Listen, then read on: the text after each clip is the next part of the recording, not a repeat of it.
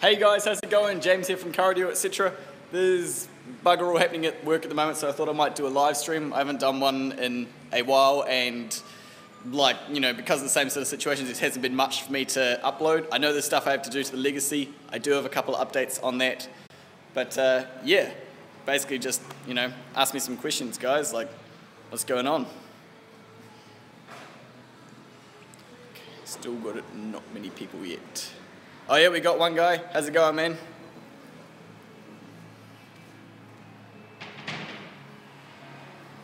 There's some more people. I'll start walking around and asking some more questions once we get some more people in here.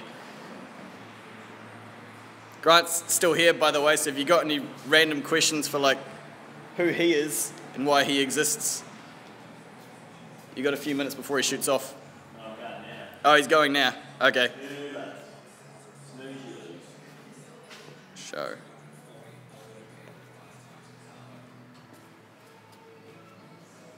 Why am I? Oh yeah, there we go. Hey, B. Jill, we got some comments now. What's up, bro?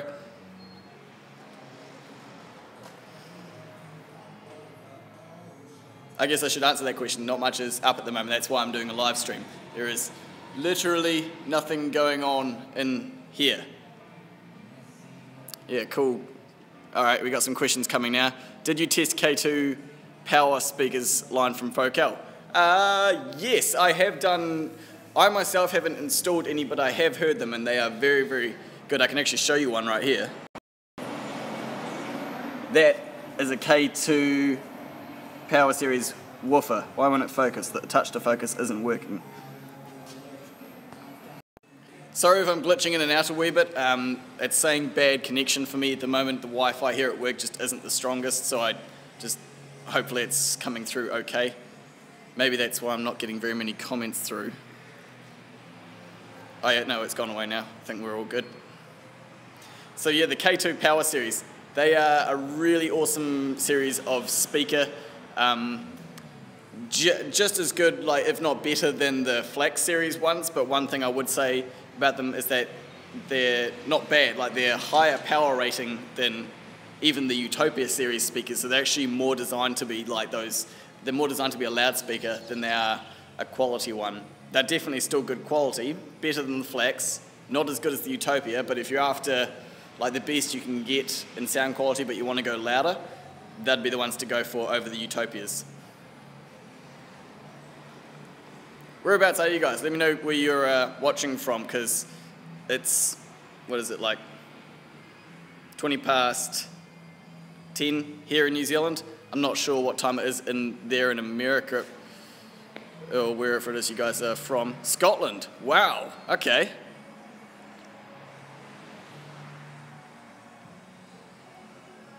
Cheers, man. Piezo horns, good or no? Good for making a loud racket and being heard from far away, not very good for sound quality, I wouldn't say. That's why they use them in PA situations, because they're just super loud, but I would not use them for if you want, good sound quality.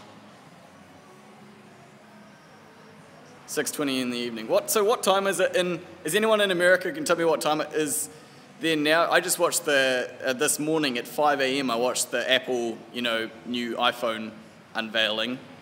And that was set to be at, what time was that set to be at? 10 AM in Cupertino? I'm not sure.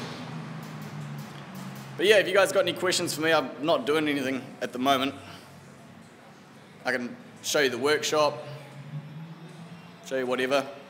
We'll see how this live stream goes. We've still only got a handful of people in here, so if we don't get many more people, then I might, call it quits and go back to doing what I was doing, which is just sitting around a wee bit.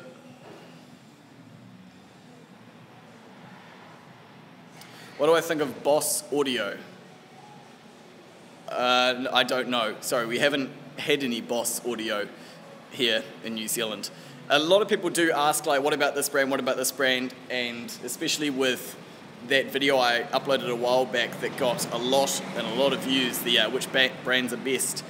And a lot of people had a go at me on that video and asked, what about all these different brands? And I think a lot of people do forget that I'm in New Zealand where technology is here, but a lot of brands, everything has to be imported, and there's so many brands out there, there's just not enough people to import them all, you know. What are some good options that aren't too expensive? I like loud music. I'd say you'd probably be best off with something from the Alpine Type R range, or as it's called now, the Alpine RS series. I don't know why, but they rebranded the Alpine Type Rs. I can show you them here. So this was what the Alpine Type Rs looked like. You can see it says Type R. And then they recently rebranded and started calling them Alpine R series. They look like exactly the same speaker to me, but I don't know. I don't know why my focus is so off. This is why I'm going to get the new iPhone, because look at my phone, it's drifting out of focus. There we go. What was that last comment? I missed it. Oh, there we go. Can you give us a close-up of the Focal deadener? Shit, yeah, man. I think I've got some right here, actually. I actually made this little panel up, because I like to show people some different sound deadenings when they come in and see it. I'll see if I can get a good close-up of it. It's probably not going to be super high quality because this is just my iPhone 5S camera. Once I get an iPhone X, it'll be in 4K. Here we go. So you got the Dynamat. This has been pretty abused a wee bit because people like to get their hands on it. But you got the Dynamat and then the Focal one. So this has got the butyl layer underneath and then this nice squishy foam layer. It's a lot like SoundSkins, I think, but I could be wrong there because I haven't actually ever touched SoundSkins before. Really, really nice stuff. Actually, I could probably show you some new stuff rather than that, you know, stuff that's been poked holes in and everything like that.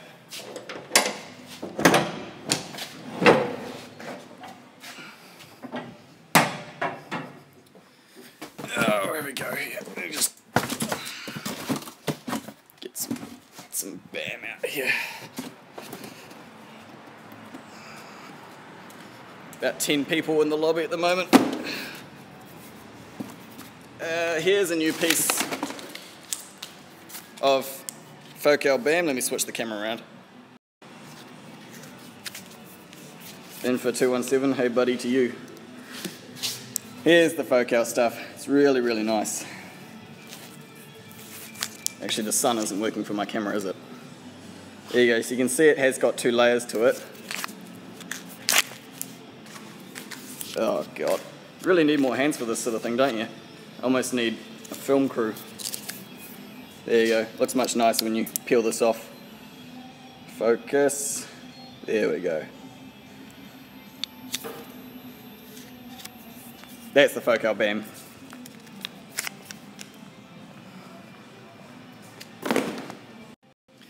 Well, I might as well give you guys a tour of the shop, I think. I don't know if I did this in my last live stream. I honestly can't remember what I did.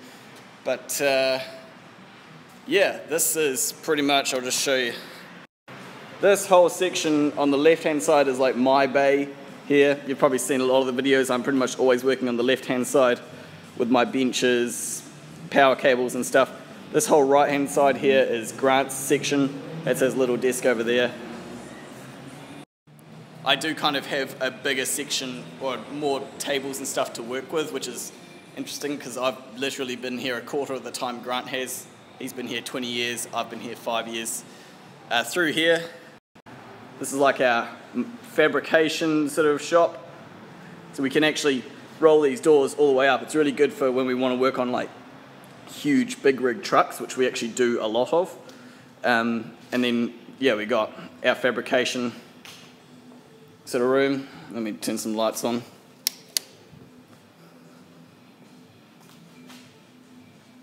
There we go, cool. You can see I did the classic car audio shop thing and completely copied Doug Bernard's. Shout out to you, Doug. Wheelie bin rubbish hole with the chamfered edge. Table router, like this is literally such a makeshift version. I don't have a table lift, a router lift or anything like that. It's just a router on a stand. I put this piece of MDF over it because I didn't like the metal top on it. Table saw, big bench. This whole bench here does lift up. And then we just use this section here for storage.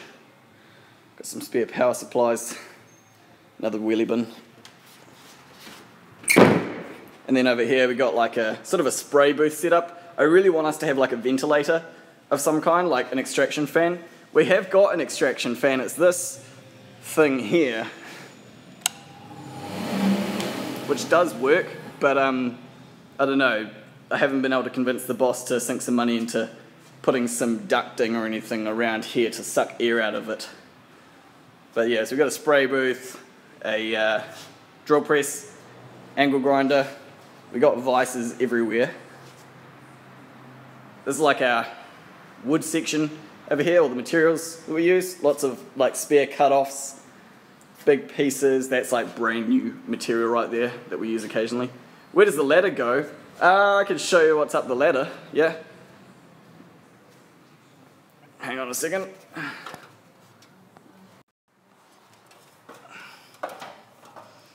So this is what, I suppose a good word for it would be the annex, I guess, kind of. It's like our spare storage location for stuff that we hardly ever need to get to.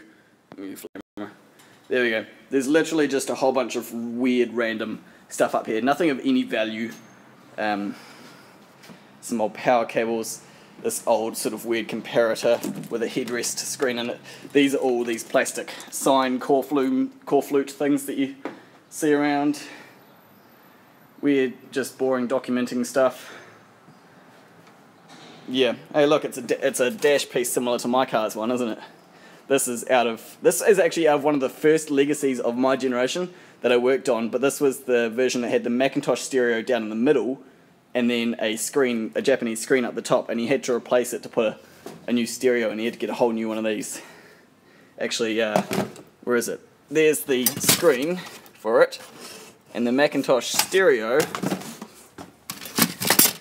is this thing. There it is. That's the 4th generation legacy Macintosh stereos.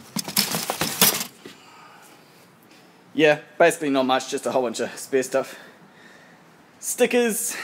These are kind of interesting. These are Grant's old sub boxes. They take a 10-inch each. They actually used to be one box, or one, big long box, and then he sawed it in half, put 2 subs in it. And apparently both window were 2 separates and one single. Sideways across the boot, they put out a heap of snot, heap of sound. So yeah, that's what's up here. Really nothing that interesting, although we do, I suppose, an interesting view of everything down here. So yeah, I've got to get back down whilst holding my iPhone.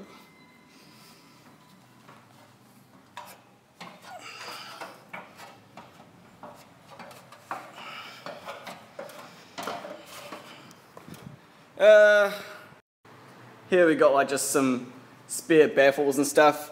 I mostly use these as templates if I want to make a new one. I very rarely actually use these ones in cars, like I sort of copy them to wood. Stuff from Australia, Alpine doing kit for Series 2V. Now, as far as I know, they're not. I get a lot of requests for information about a kit for a VE Series 2 Commodore. And as far as I know, they're not doing anything about it because they have the VE kit and then they've got the VF kit, which is like the even newer Commodore after the VE Series 2, as far as I'm aware. And I did see someone comment on one of my videos saying that they were doing a VE Series 2 kit. I don't know where that information came from, but I haven't seen anything about it. If there's one place where they will put it first, like the first place you're going to know, is the Alpine.com.au website. They've got all their kits on there, so if you keep an eye on that, that's going to be your best bet, because I think they'll have that up there before I even know about it. That's where I get my information from, What else we got? Spare stuff here. So like these are actually all gutted OEM woofers. Like there used to be a woofer in here, you can see. CDT Audio, a good brand. Sorry man, I've never heard of it. Spare metal stuff. Grills, aerial leads. Yeah, just all the spare stuff that we need for fabrication. Looking for a new sub. What do you think of Fosgate T213?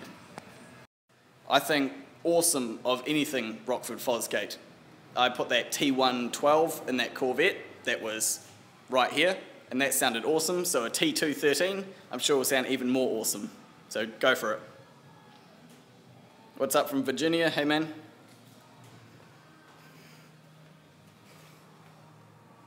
Yeah.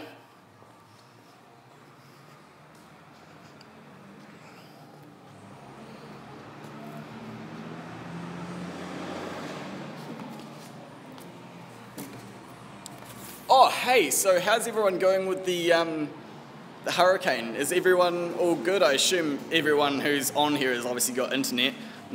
I haven't really followed it that much, but I just hope everyone is going okay at the moment.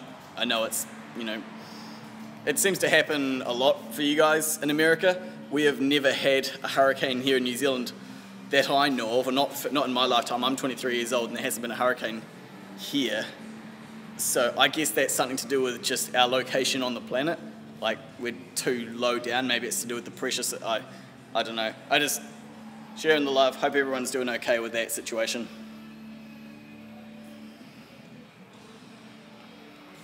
What sort of comments? Shoot. Can I scroll? Oh, I can scroll back up. Look at that. What is fifth order on tweeters? What do you mean by that, bro? Oh, hey Craig, how's it going? From South Carolina. Bad winds, heavy raining, some flooding. As long as your house is all good, man.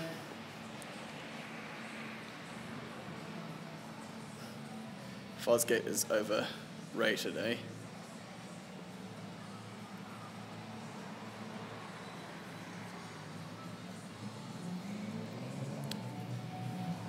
I have an AU. Do you mean you have an AU Falcon or you have an Australia?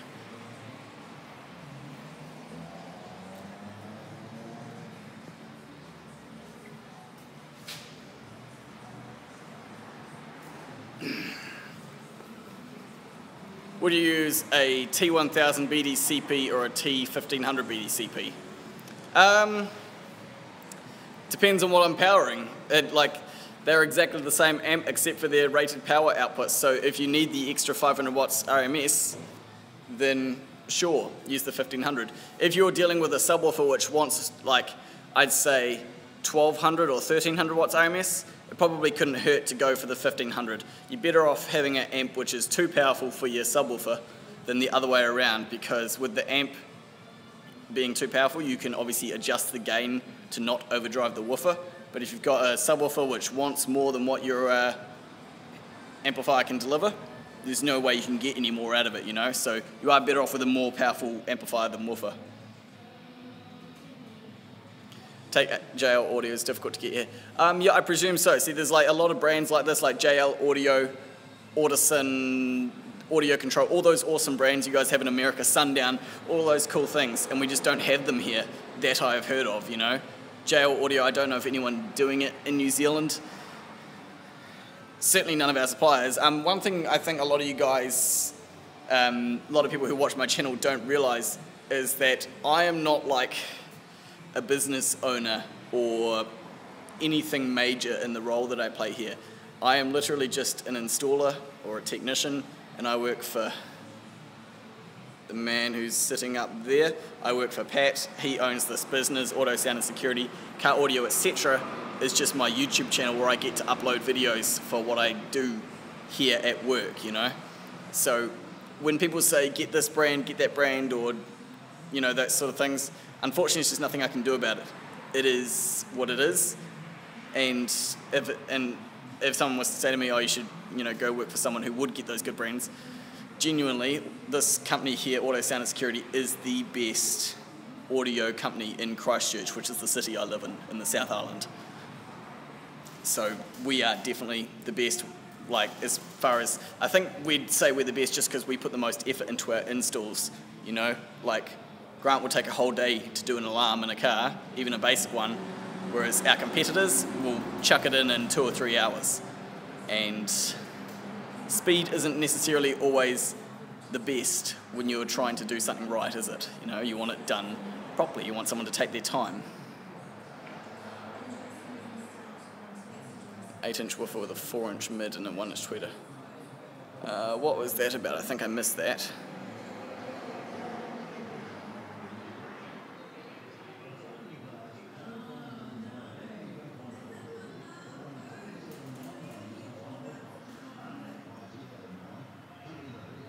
Can you explain what ohms mean and how it affects wiring up subs and speakers? Yeah, absolutely, man, actually.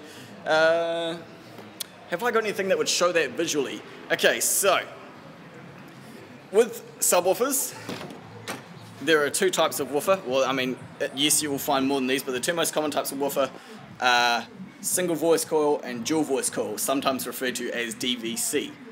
And what that means is inside of a woofer, if I had something to hold, inside of a woofer, this thing behind here, there will either be one or two whole coils of copper which go to terminals on the outside of the woofer.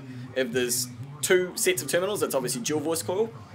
You can have dual 4s, dual 2s, or you can have a single 4 or a single 2, or in Rockford Fosgate's case, sometimes you can get a single 1 ohm subwoofer. And basically, all you need to do is know Ohm's law when it comes to wiring them up. I used to have a really good book out here. Here we go, Tech Tips. This has got some real basic stuff in it, but it's really good for figuring that sort of stuff out. I mean, I know it all in my head because I've been doing it for so long. But here, let me switch camera. I think this is, yeah, here it is, Ohm's law. This is a whole bunch of equations, but down here, imagine R. R means resistance, or which is the exact same word as impedance. If you're putting your woofers in series, you just add them up, okay? And that goes for voice coils as well. So if you've got two voice coils that are 4 ohms each, and you put them in series, which would mean positive to negative to positive, you know, positive through to the negative of the next woofer through to positive, you know, that you would add them up. But if you put them in parallel, you basically end up dividing them. Kind of hard to explain, I guess. I've never really thought to have to explain it. I just sort of know it in my head. But all you need to know with woofers, it's much easier because there is I've never seen an asymmetrical woofer. And by that I mean I've never seen a woofer that has a 2 ohm voice coil and a 4 ohm or a 3 ohm or anything like that. They're always the exact same. So you'll have two 2 ohms. If you've got two 2 ohms and you put them in parallel, it just halves. It goes to a 1 ohm. If you have two 4 ohms and you put them in parallel, it just halves and you get a 2 ohm load. Same with dual 8s or anything, whatever you can find. They'll be the same. If you put them in parallel, you just half it, you know? So you half one of the voice coils and you'll get the overall amount. Hope that has made sense to you. But basically, okay, so another thing to consider is the lower the impedance, the more current you can draw. It's a 4-channel amp for focus speakers. Hold on, I think I've missed some questions here. Just making sure people aren't driving into our cars. We've got a screw and bolt shop right next door, and the tradies always, you know, come real close to our cars.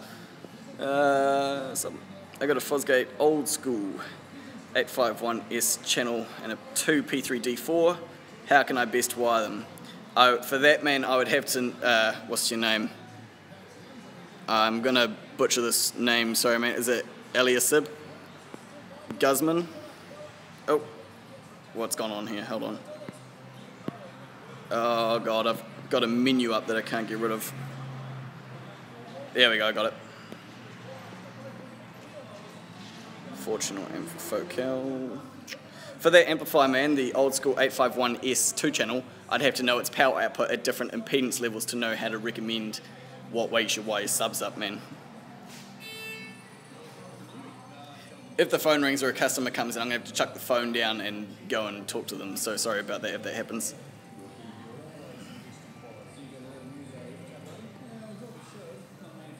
It's a 4-channel amp for focal speakers. I have my brand new amplifier is going into protect mode when I put the volume high. Why is that? I already checked the gain. Maybe it is high, but it's not. It can be a number of things. It can be overheating. It can be that the power supply that you've got for the amplifier isn't good enough. For instance, if your battery is quite old and your alternator is stock and you haven't got a very good power wire going to it, you could be suffocating it for current, which is something you really need if you're running your amp on full gain. Which, to be honest, no one should ever really be running the amp on full gain. I think I've yet to come across an amplifier that has 0 THD at full gain.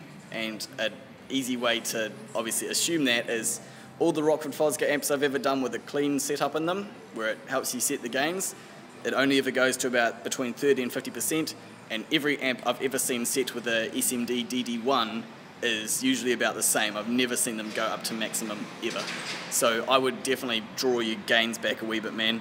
And if you're not happy with the volume, you need a more powerful amplifier. Oh, it's not full, it's on half gain.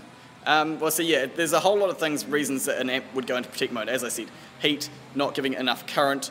One of your speaker wires could be, what's quite common, because aftermarket speakers, depending on how well they've been installed, what's quite common is for a terminal of a woofer. For instance, this is actually a factory Macintosh speaker, but you'll get the idea. See these terminals here?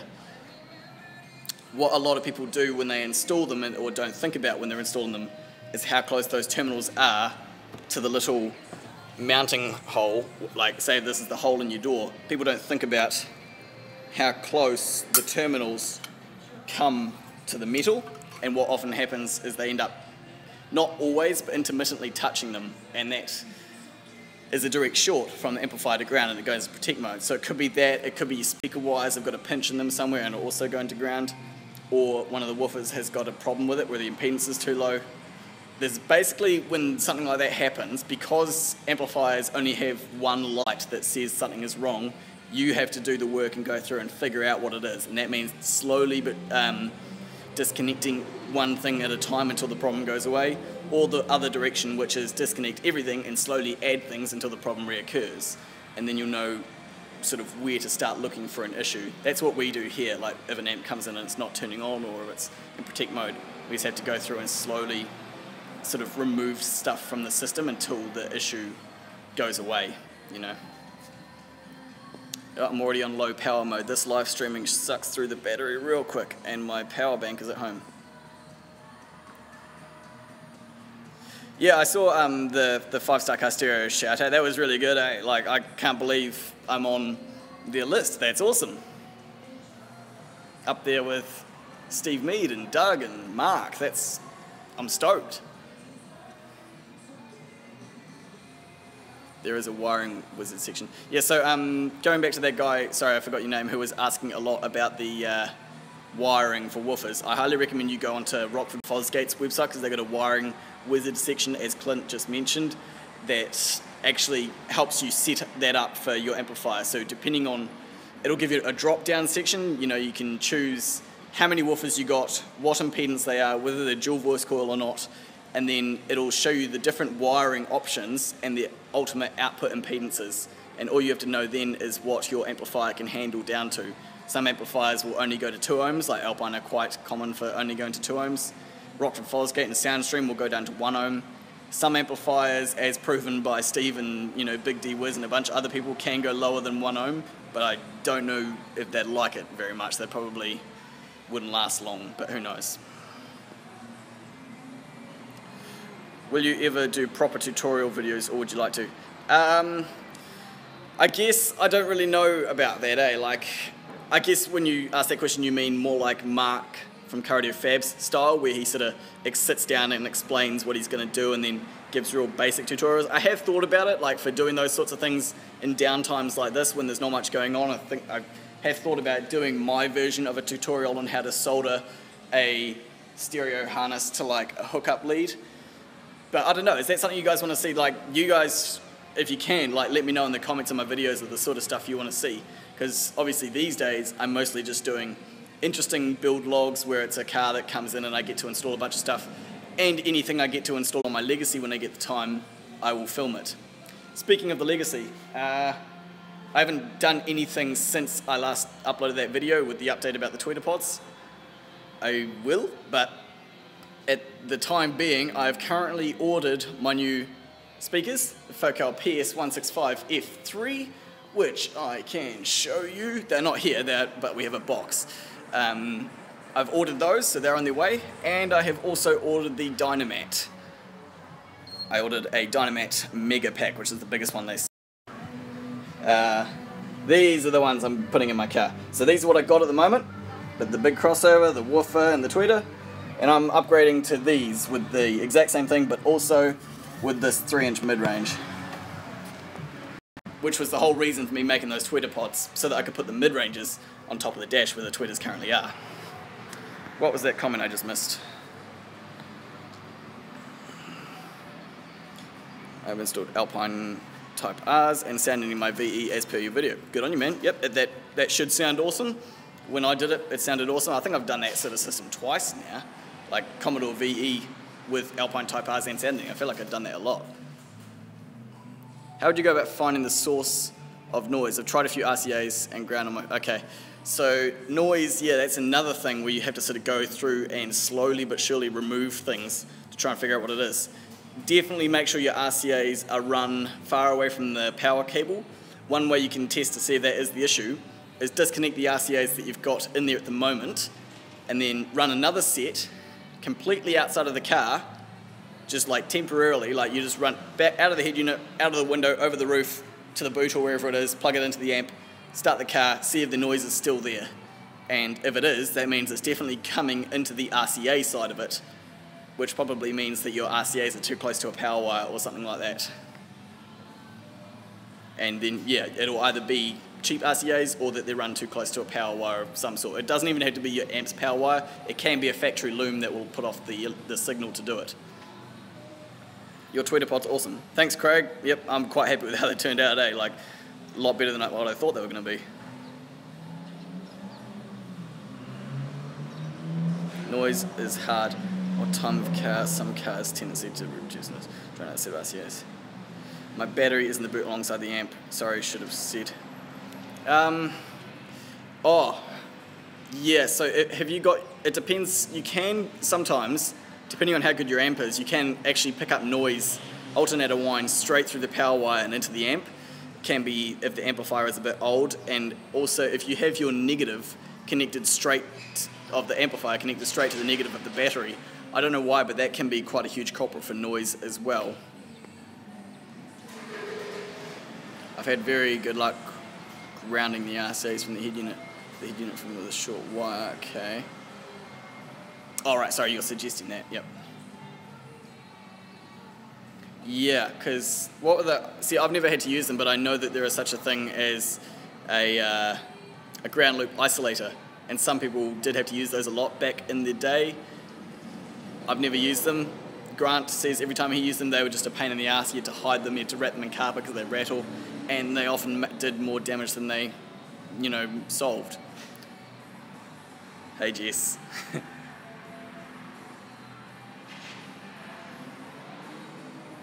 Yeah.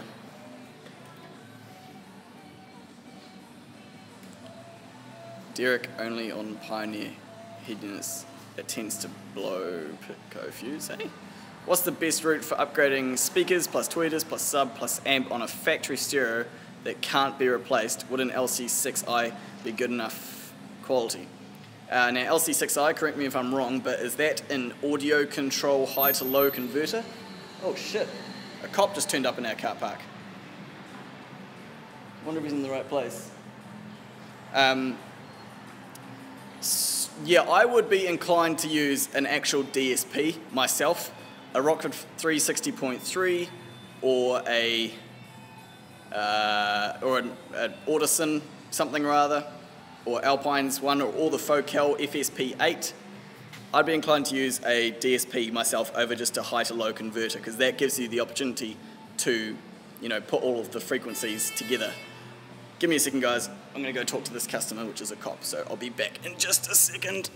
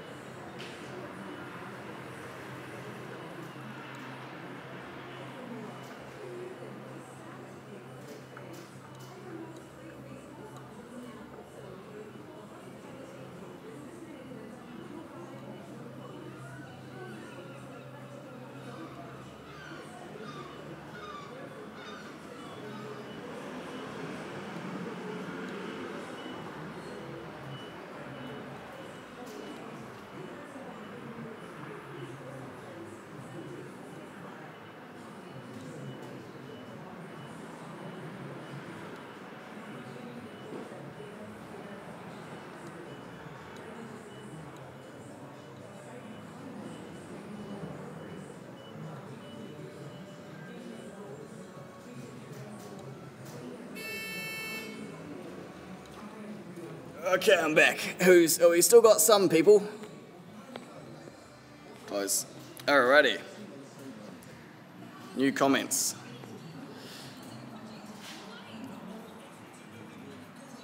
$150, yeah. So I understand that, yeah, a lot of people are on a bit of a budget. With the LCI6, I unfortunately don't know that much about it. I did do some research on audio control not that long ago because I wanted to know more about the brand since Mark uses them so often, and I want to see if it's something maybe I could convince Pat to getting into. But I honestly don't know if there's even a New Zealand importer who gets it.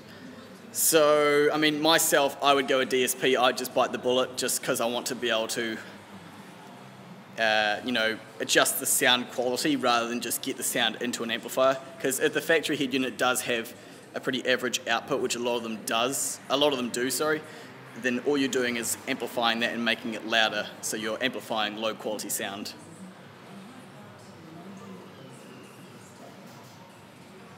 What's a good high pass filter or full range setting for Focal PS165 FX?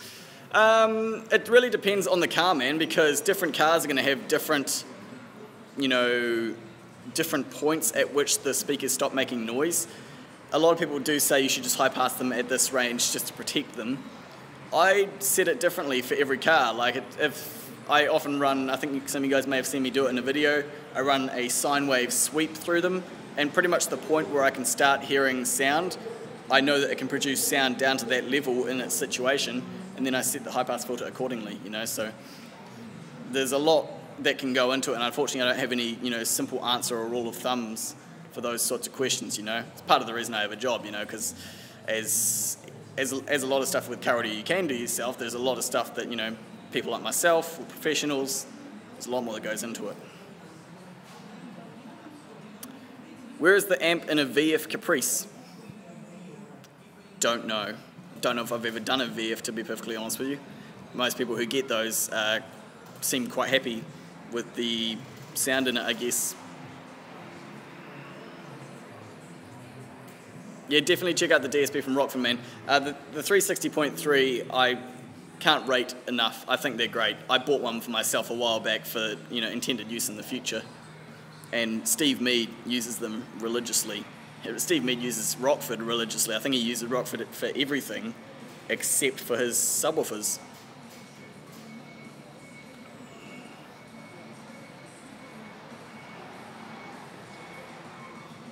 Hey Anthony. How much battery have I got? Can I figure out what my battery level is like? I might have to sit down here, guys, and plug in the old charger, because not having a power bank connected to the phone while I'm doing this live stream is just completely taking it out of it, because it's using the camera and the Wi-Fi non-stop. So I'm gonna have to plug this in and sit down, I think. I'll still take questions if you guys have got any. I'm not doing much else. I'm going to put come back comment. I'm going to put a P3S with a power series, and I was just going to wire up the amp. Okay. Those P3S, those slimline ones, they go up to, are they just 8s or they do 10 inches as well? They are pretty decent, but I don't think they have much excursion.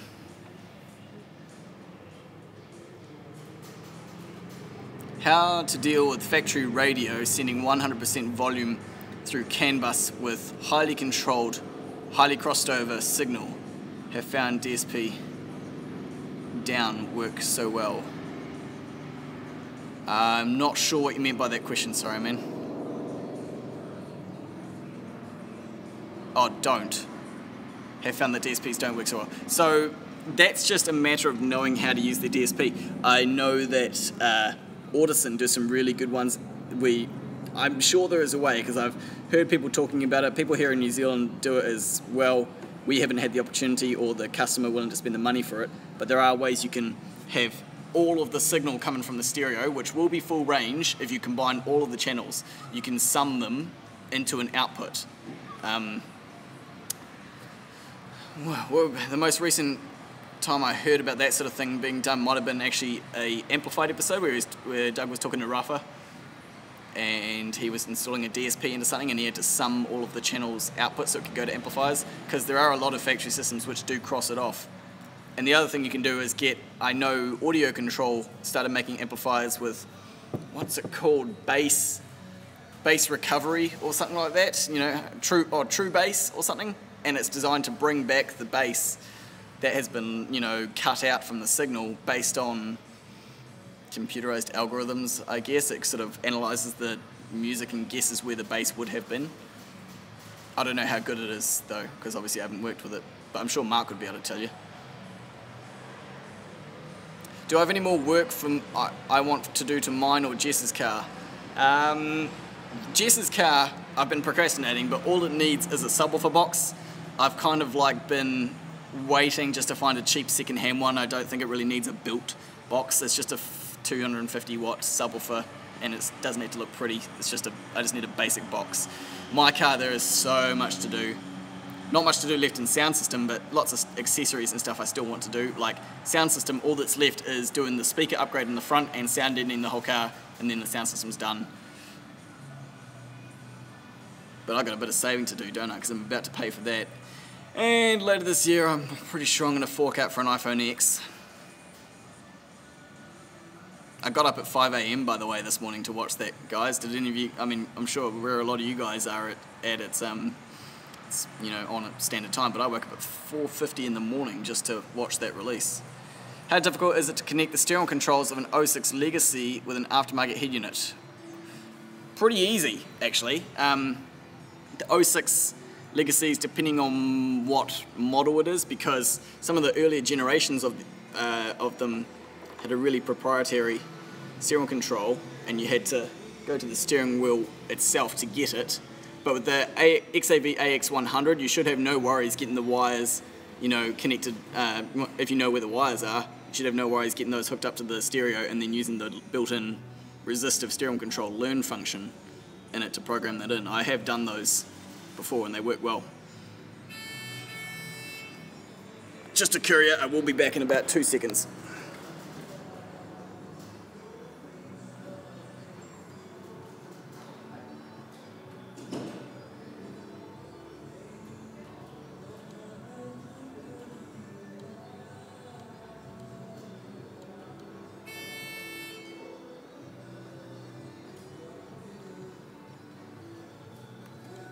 Screen protectors for my and Jess's phones, because we've both got 5S's and our current screen protectors are cracked.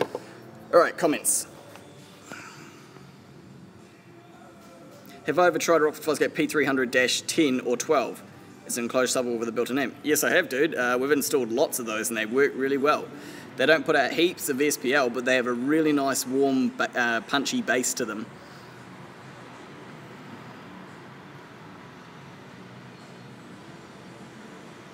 In fact, I have in this showroom, I think we've actually got 2 of these.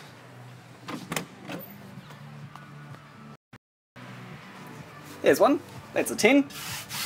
It's a bit dusty. We installed these things like non-stop, but we're in a bit of a rut at the moment where not many customers have been coming in wanting subwoofers. But no, they're really good. I love that they're just straight disconnectable. So you can just take it out of the car at any time you want. And I actually use the 12-inch enclosure of one of those for my subwoofer in my car, because I just love the way they look, you know, really nicely finished. Good song in the background. Are you talking about this one?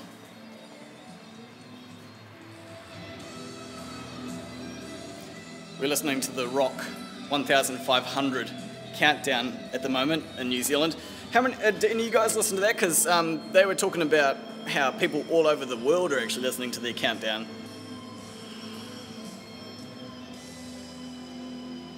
Can you connect 2 dual voice coil 2 ohm subs for a final 2 ohm load? Yes, you can. Okay, I'll try and explain it. Let me turn the volume down on that stereo again.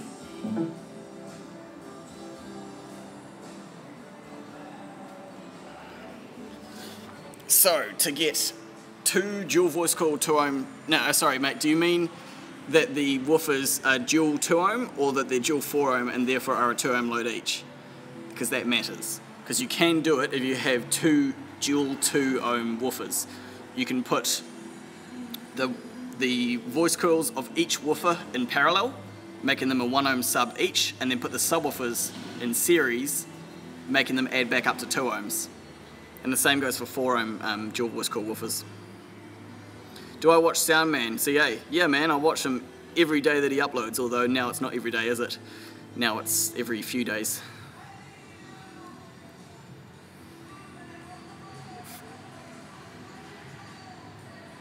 I have 4 speaker wires coming from my box 2 mono amp.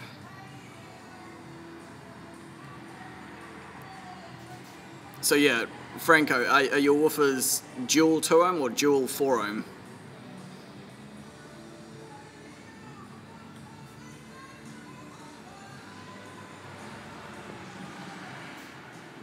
Hey, is anyone in New Zealand actually watching at the moment? I know I've only got like 16 people in here, but is anyone from New Zealand watching? Because I want to know where I can get these awesome fast rings in New Zealand. Because I would love to use those, but I don't know of anyone who has them here. Have you dealt with any Kenwood in New Zealand? Kenwood is in New Zealand. We don't sell it. I don't know. I think we may have used to have done back in the day before I worked here. I don't think they are that good anymore. Like Pat is, even though we haven't got much going on, he does strive to only stock the best brands out there. And the fact that we don't have Kenwood might be saying something, I don't know. I feel like a while back they were quite on par with Pioneer, but recently Pioneer have been making some pretty decent innovations. One thing that's annoying me at the moment is frickin' Alpine, man. Why the hell has everyone got a built-in resistive decoder for steering wheels in their stereos, except for Alpine? They need to catch up, eh? 2 ohms dual voice coil. Yeah, Franco, I mean, is each individual voice coil 2 ohms, or is it each individual voice coil 4 ohms, making it a 2 ohm subwoofer?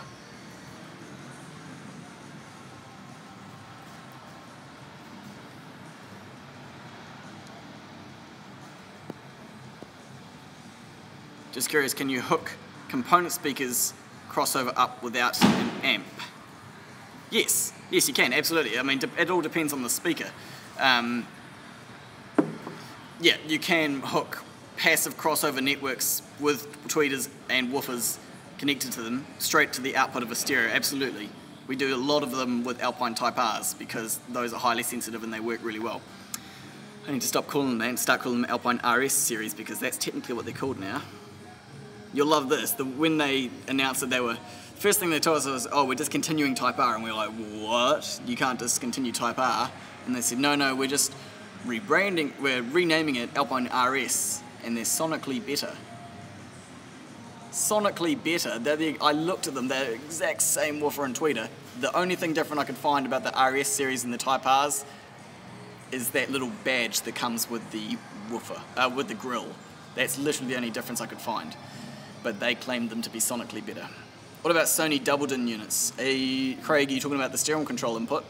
Yeah, because those do work quite well. They don't have as many functions as the Pioneers do. Like the Pioneers have 9 or 10 different functions or something you can program in, but the Sonys only have about 6.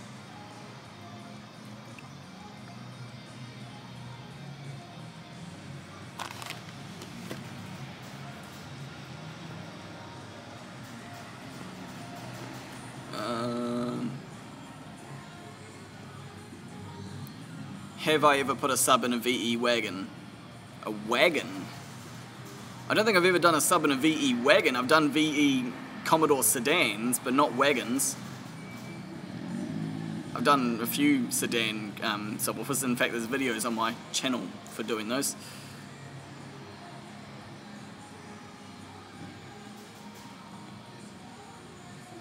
Congrats on the engagement. Thanks, Andrew. Yep, yeah, I'm pretty excited, eh? It's kind of not annoying, but like, that sounds bad. But I'm, trying to buy all this new car audio gear, but at the same time saving for a wedding, which ain't cheap, and me and Jess wanting to buy another house as well, because at the moment we're living with flatmates, and we kind of just want a place of our own where we only have to clean up our mess. Do you not like the half-din crossover EQs? I like the ones, It depends on the stereo, because some stereos only have very basic single-din, half EQ crossover EQs. Wait, what'd you say, Craig? The half-din crossover EQs. You mean those cool little, really thin little panels which have all the knobs on them, don't you? I have seen them. We've only really installed 1 or 2 of them in the whole time I've been here. The only brand I have seen out there that does them, I mean, I'm sure there is more, but the only ones I've seen on their website is Audio.etc, and we don't get Audio.etc, unfortunately. But no, I don't think they're really necessary, because if you're putting in an EQ or a crossover of that caliber, typically you're going to want a really good head unit to go with it, aren't you? And really good head units these days have all of that built in. Like my Pioneer unit, it has 3-way crossover with the slope and the frequency and the level and all of that, and it's got like 9 or 10 band parametric EQ, and Alpine's are even better because you can actually adjust the Q width as well. So no, we don't really do those because you don't need that much adjustability on the go. Only a real audiophile or pro who knows exactly what he's doing would probably install those, in which case why would he need us? You know, he'd install it himself if he really knew what he was doing.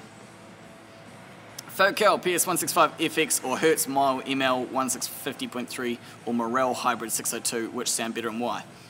I have only experienced the PS165FX, sorry Michael, so I can't compare them to those other two, but the Focal PS165FX are what I've got in my car at the moment, and I love them. I am upgrading them though. So the 360 is better? Oh, Craig, so you mean the 360.3 is better than using like a half-din EQ?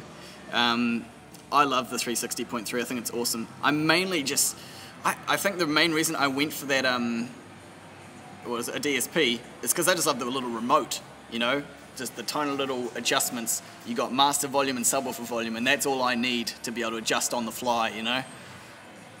You can just turn it up real quick, turn it down, you can go through the different sources. I love that sort of thing, you know, as opposed to some of the other DSPs out there which either don't have controllers or displays or they don't do much. And I would rather have that than like, and because the DSP is going to do a whole lot more than just adjust your EQ and crossover. It's going to give you time alignment and heaps of other stuff, and routing. Yeah, if you want to go active, they're great. So yeah, that'll be my thoughts on that. Oh, those fast rings actually work pretty well. I installed them in my previous car that was wrecked, and they definitely enhance mid-bass. Hope you find them in New Zealand. They're cheap and effective. Yeah, I would love to get some of those in, to seal off all the sound to the door card, from the inside of the door card. At the moment, I have to do the way of trying to get the woofer as close to the grill as physically possible without the membrane hitting on the plastic. And that's okay, I guess. Thanks for the C5 install. Oh yeah, cool. I drive a C5 FRC Alpine ILX207. How's the ILX207? I want to get my hands on one and play with it.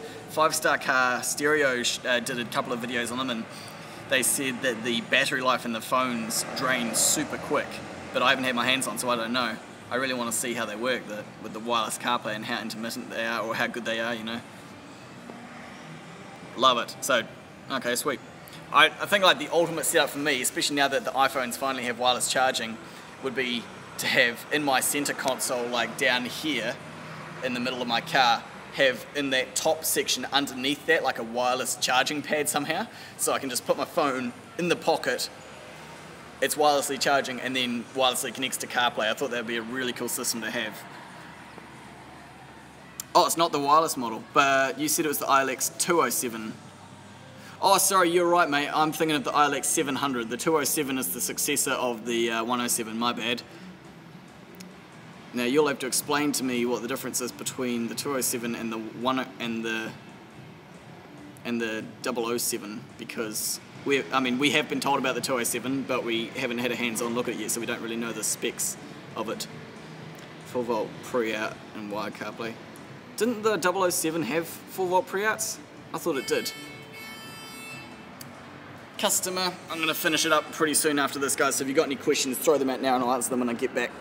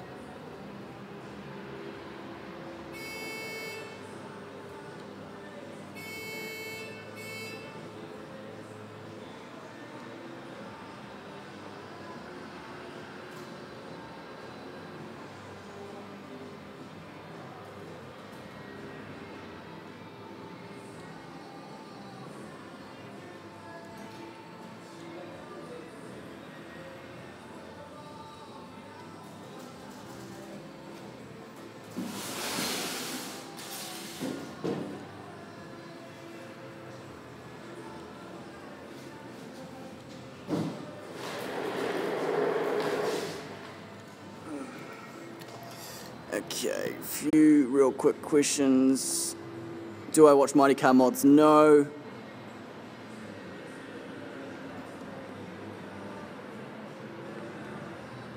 You can take apart a wireless charger and remove the coil plus wiring, as long as there isn't too much material. Okay, interesting. Okay, I'm going to have to call it there, guys, because I've just got a pretty small job now, and I don't want to leave you guys waiting around for 30 minutes while I, do a quick job. So thank you guys so much for watching this video. Thanks for all the questions. Choose to be happy, and I'll catch you next time. Kite Ano.